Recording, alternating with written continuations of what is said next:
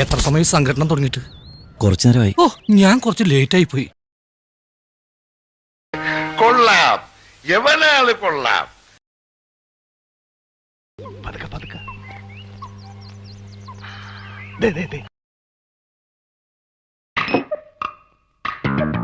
എവിടെയോ എന്തോ ഒരു തകരാറ് പോലെ.